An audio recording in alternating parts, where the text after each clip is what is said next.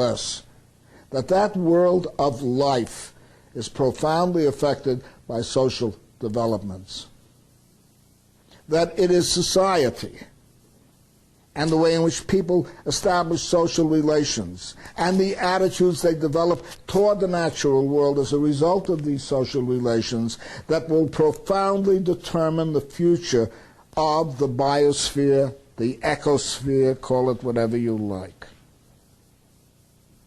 Now, this is a very provocative notion, however simple it might seem, because what it says is that the center, the locus, the target, the focus, use whatever word you want, of the environmental problems that we face today exist not only in our attitudes toward nature, but in the kind of society in which we live.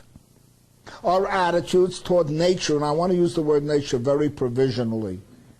I mean the natural world. I mean that natural evolution.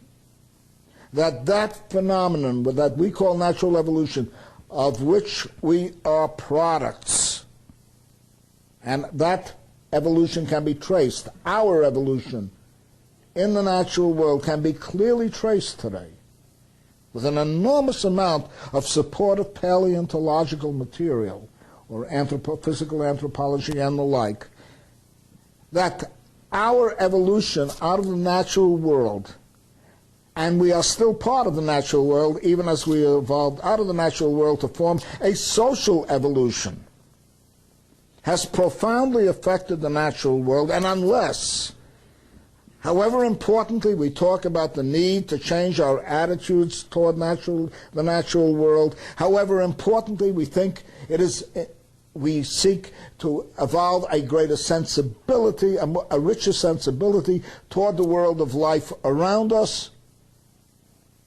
the social relations, the economic relations, the marketplace have a more profound effect upon our relationship with the natural world than even our attitudes, important as these attitudes may be. The very idea of dominating nature, now let me stress the word idea here, because I am consistently misunderstood about this. The very idea of dominating the natural world, I have argued in a very lengthy book, stems from the domination of human by human. That with the breakup of tribal societies, and to the extent that these societies were egalitarian, to the extent that these societies viewed at least their own members, not those outside in most cases, but at least their own members in various tribes, as co-equals, to the extent that men regarded themselves as co-equals with women, to the extent that elderly people regarded themselves as co-equals with younger people, that the breakup of that sense of complementarity, of co-equality, leading to hierarchies, and which the most striking that are known to us are patriarchy, and more precisely patricentricity, gerontocracies, the rule of the young by the old, by the way, the most widespread, along with patricentricity, the most widespread form of rule that existed long before economic classes emerged. These age groups, and the basic idea that certain individuals, such as shamans, had mysterious powers of their own, not only over the natural world, but over human beings, ultimately leading to priests and ultimately leading to deities with priestly corporations supporting them,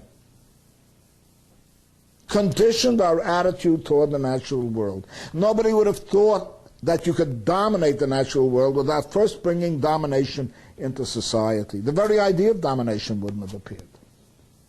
Hence the idea of dominating the natural world, which can only be an idea. We can't dominate the natural world. It's an absurd statement. You can't dominate a chair, you can't dominate a tree, you can't even dominate an animal. It doesn't know that it's being dominated. You have to have an intersubjectivity, an interaction between two subjects who know what domination means before domination can emerge, become meaningful, become relevant. That domination which existed among human beings gave rise as men began to dominate women, as age groups began to dominate, older age groups began to dominate younger ones, as you began to see warrior groups dominating the rest of the community and forming a state, all the way through. That whole system of domination, which people internalize, which they make part of their psychic mechanisms, accepting submission, and women have done that for thousands of years, as you know.